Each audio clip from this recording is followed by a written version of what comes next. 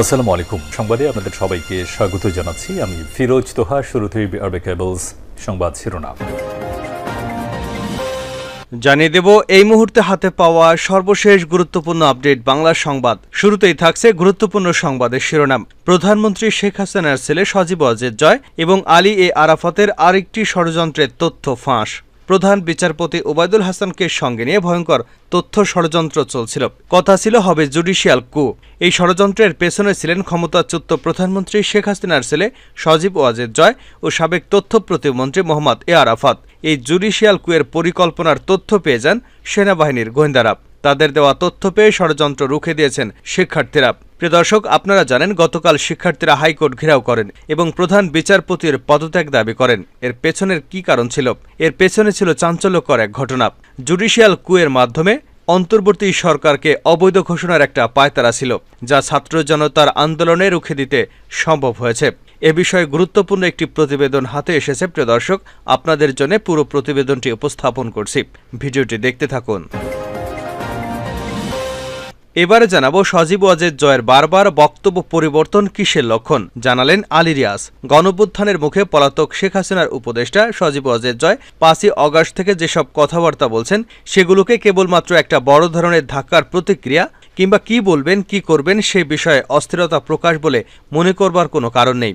এর পেছনে রয়েছে অনেকগুলো নীলনকশা, আর এই নীলনকশাগুলো ফাঁস করে দিয়েছেন যুক্তরাষ্ট্রের ইলিয়ন স্টেট ডিপার্টমেন্টের রাজনীতি এবং সরকার বিভাগের ডিস্টিংগুইশড প্রফেসর আলী রিয়াজ। জানাবো নির্বাচনে অংশ নেবেন খালেদা জিয়া। শারীরিকভাবে সুস্থ হলে বিএনপি চেয়ারপারসন খালেদা জিয়া আগামী নির্বাচনে অংশ নেবেন বলে জানিয়েছেন দলের মহাসচিব মির্জা ফখরুল ইসলাম আলমগীর। এদিকে পিলখানা ছাত্র আন্দোলনে হত্যায় হাসিনার বিচার দাবি। ২০০৯ সালে পিলখানায় ৫৭ সেনা কর্মকর্তা হত্যা, ২০১৩ সালের ৫ই মে শাপলা চত্বর, ২০২১ সালের মার্চে হেফাজতে ইসলামের নেতাকর্মী এবং সর্বশেষ বৈষম্য বিরোধী ছাত্র আন্দোলনকে দমন করতে ছাত্র জনতাকে হত্যা করা হয়েছে। এজন্য সাবেক প্রধানমন্ত্রী শেখ হাসিনাকে ভারত থেকে এনে তার শাস্তির দাবি করেছে হেফাজতে ইসলাম বাংলাদেশ। জানিয়ে দেব পতিত স্বৈরাচার আবারও মাথাচাড়া দিয়ে উঠতে চাচ্ছে। বিএনপির যুগ্ম মহাসচিব সৈয়দ ইমরান সালে প্রিন্স বলেছেন, গণঅভ্যুত্থানে পতিত স্বৈরাচার আবার মাথাচাড়া দিয়ে উঠতে চাচ্ছে। তিনি বলেন, দেশে অস্থিরতা তৈরি করে বিজয় ছিনিয়ে নিতে প্রশাসন, আইন ও বিচার বিভাগ সহ বিভিন্ন বাহিনীতে আওয়ামী লীগের লোকজন বসানো হয়েছে এবং তাদের সন্ত্রাসী বাহিনী ষড়যন্ত্র করছে। শত শহীদের রক্তের বিনিময়ে অর্জিত বিজয় নস্যাৎ করতে দেওয়া হবে না। শেখ হাসিনা ভারত সরকারের আশ্রয় থেকে ছাত্র হত্যাকারীদের ছাত্রলীগের সন্ত্রাসীদের উস্কে দিচ্ছে। এবং সর্বশেষ জানাবো আওয়ামী লীগের দুষ্কৃতকারীরা এখন নব্য বিএনপি হতে চেষ্টা করছে। বিএনপির কেন্দ্রীয় ক্রীড়া বিষয়ক সম্পাদক ও ঢাকা মহানগর উত্তর বিএনপির সদস্য সচিব আমিনুল হক বলেছেন, স্বৈরাচার শেখ হাসিনার পতনের পর আওয়ামী লীগের কিছু দুষ্কৃতকারী নিজেদের রক্ষা করতে নব্য বিএনপি হতে চেষ্টা করছেন। দুর্নীতি, অনাচার, লুটপাট আর মানুষের উপর অত্যাচারকে আড়াল করতে তারা এ কৌশল বেছে নিয়েছেন বলে মন্তব্য করেন আমিনুল হক। এতক্ষণ শিরোনাম শুনছিলেন, এবার বিস্তারিত। প্রিয় দর্শক, আপনি যদি এই চ্যানেলে নতুন হয়ে থাকেন, ভিডিওটি দেখতে দেখতে চ্যানেলটি সাবস্ক্রাইব করে আমাদের সঙ্গেই থাকুন। আর এই ভিডিও সম্পর্কে আপনি আপনার মূল্যবান মতামতটি কমেন্ট বক্সে জানিয়ে দিন। আর হ্যাঁ প্রিয় দর্শক, জানিয়ে দিন ভিডিওটি কোথা থেকে দেখছেন। জয় আরাফাতের আরেকটি ষড়যন্ত্র তথ্য ফাঁস, চক্রান্তে ছিল জুডিশিয়াল কু। প্রধান বিচারপতি ওবায়দুল হাসানকে সঙ্গে নিয়ে ভয়ঙ্কর তথ্য ষড়যন্ত্র ছিল। কথা ছিল হবে জুডিশিয়াল কু। আর এই ষড়যন্ত্রের পেছনে ছিলেন ক্ষমতাচ্যুত প্রধানমন্ত্রী শেখ হাসিনার ছেলে সজীব ওয়াজেদ জয় ও সাবেক তথ্য প্রতিমন্ত্রী মোহাম্মদ এ আরাফাত।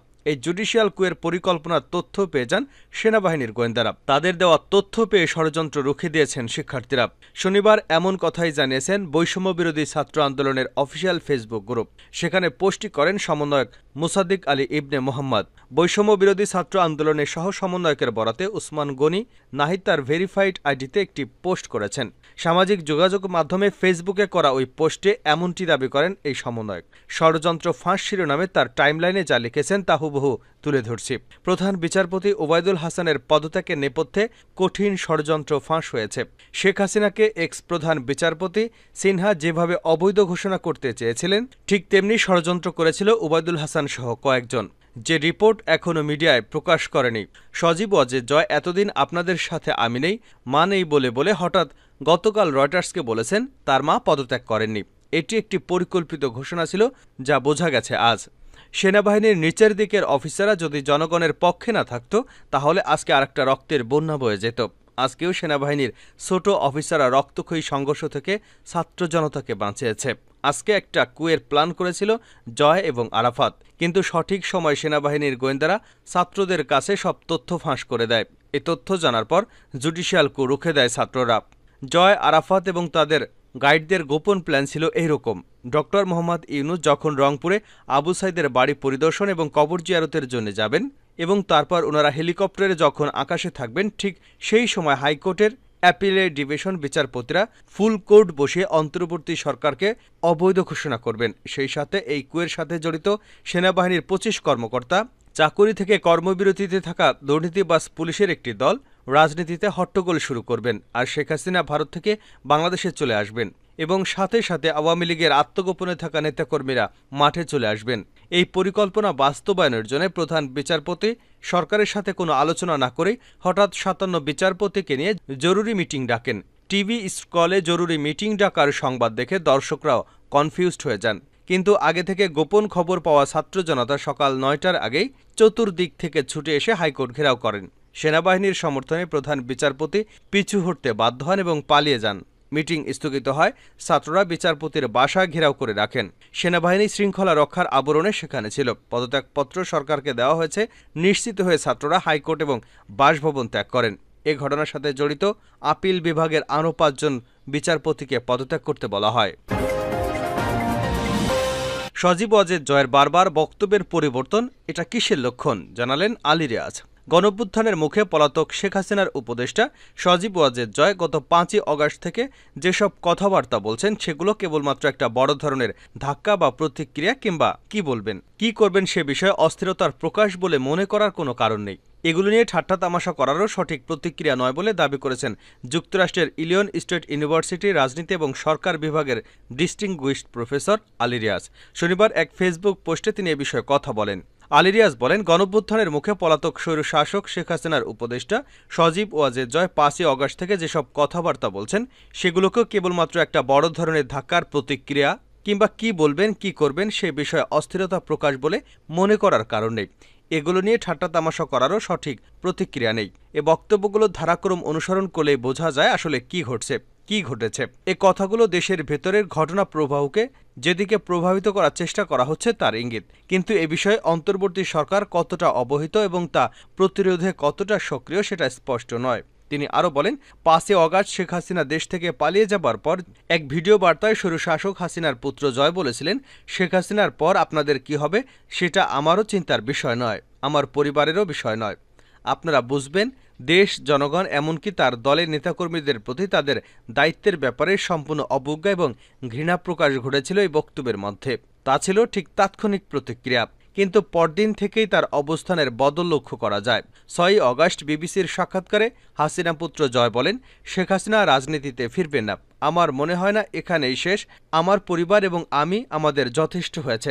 রাজনীতিতে হাসিনার ফিরে আসা না আসা সম্ভবত সেই পর্যন্ত পারিবারিক সিদ্ধান্তের আওতায় ছিল। তারপর থেকে তার বক্তব্যের সারমর্ম বদলে যেতে থাকে। ৭ই অগাস্ট তিনি বলেন, আপনারা সাহস নিয়ে দাঁড়ান, আপনারা একা না, আমরা আপনাদের সঙ্গে আছি। বঙ্গবন্ধু পরিবার কোথাও যায়নি। নেতাকর্মী, আওয়ামী লীগকে রক্ষার জন্য যা যা করা প্রয়োজন আমরা করতে প্রস্তুত। অন্তর্বর্তী সরকার গঠনে বিলম্ব, পুলিশের অনুপস্থিতি, বিশৃঙ্খলা, সংখ্যালঘুদের উপর হামলা এবং ঢাকায় বিভিন্ন এলাকায় কথিত ডাকাতির ঘটনার প্রেক্ষাপটে সজীব ওয়াজেদের এই বক্তব্য প্রমাণ করে যে অত্যন্ত পরিকল্পিতভাবে অবস্থার সুযোগ নেওয়ার এবং অস্থিতিশীলতা তৈরির প্রচেষ্টার সূচনা হয়েছে। একই সময় ভারতের গণমাধ্যমে প্রচারিত খবর, সেখানকার নীতি নির্ধারকদের বক্তব্য, সামাজিক মাধ্যমে এই আন্দোলনের জন্য পাকিস্তানের গোয়েন্দা সংস্থার সংশ্লিষ্টতার প্রভাকাণ্ডা জোরদার করা হয়ে ওঠে। শুধু তাই নয়, ভারতের কথিত বাংলাদেশি বিশেষজ্ঞরা বারবার একই সুর তুলতে থাকেন। দেশের ভেতরে সম্পূর্ণভাবে ভেঙে ফেলা প্রশাসনিক কাঠামোকে দাঁড় করানো সম্ভব হয় না কেবল এই কারণে নয় যে তারা নিরাপত্তাহীনতায় ভুগছেন, বরঞ্চ এই কারণগুলোর ভেতরে আওয়ামী লীগের লোকজন চাইছিল না যে পরিস্থিতির উন্নতি ঘটুক। ইতিমধ্যে সরকার গঠন হয় এবং জয় টাইমস অব ইন্ডিয়াকে বলেন তিনি রাজনীতিতে আসতে প্রস্তুত। শুক্রবার ৯ই অগাস্ট তিনি রয়টার্সকে দেওয়া সাক্ষাৎকারে বলেন তার মা পদত্যাগ করেনি, ফলে সাংবিধানিকভাবে শেখ হাসিনাই প্রধানমন্ত্রী। শুধু তাই নয়, এই সাক্ষাৎকারে তিনি এও বলেছেন যে এ বিষয়ে আদালতকে চ্যালেঞ্জ করা যায়, বলার অপেক্ষা রাখে না যে তার এই বক্তব্য অন্তর্বর্তী সরকারের বৈধতাকে খোলামেলাভাবে চ্যালেঞ্জ করে আদালতে উল্লেখ সকলের মনোযোগ দাবি করে। প্রথমত, বাংলাদেশের উচ্চ আদালত যে শেখ হাসিনার হাতে গড়া এবং তার পুতুলদের দিয়ে তৈরি সেটা সকলেই জানেন। তদুপরি আদালতকে শিখদণ্ডি দাঁড় করিয়ে এজেন্ডা বাস্তবায়নের ইতিহাস কারো ভুলে যাওয়ার নেই।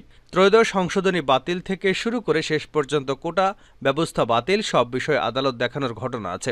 দ্বিতীয়ত, এটি হচ্ছে আওয়ামী লীগের আইনজীবী এবং সমর্থকদের প্রতি নির্দেশ কি করতে হবে। একই সময় আমরা জানতে পারি যে বাংলাদেশ ভারত সীমান্তের উপর নজর রাখতে ভারত সরকার কমিটি করেছে। আপাত দৃষ্টিতে তা সীমান্ত সংশ্লিষ্ট হলেও এর ভেতরে যে বার্তা তা কেবল সীমান্ত রক্ষার বিষয় নয়।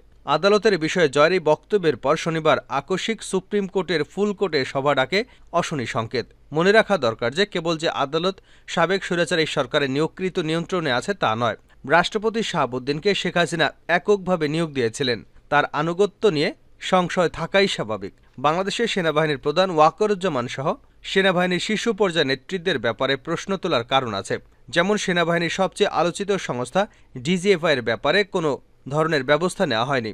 সেনাবাহিনীর যেসব অফিসারকে ইতিমধ্যেই বরখাস্ত করা হয়েছে তাদের বরখাস্তের কারণ যদি অতীতে তাদের ভূমিকাই হয় তবে তাদের বিচারাধীন করার কোনো ব্যবস্থা নেওয়া হয়েছে বলেও খবর পাওয়া যায়নি। এর বাইরে পুলিশের সভায় গোলযোগ হওয়ার ঘটনাও ঘটেছে।